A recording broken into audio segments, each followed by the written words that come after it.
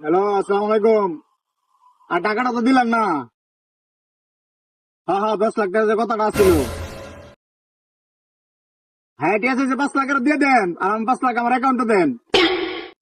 আরে বুঝেন না ভাই, ব্যবসা করলে তো এরকম। আরে 1 কোটি টাকার বিষয়টা না, এটা দেখবো না আমি, সমস্যা নাই।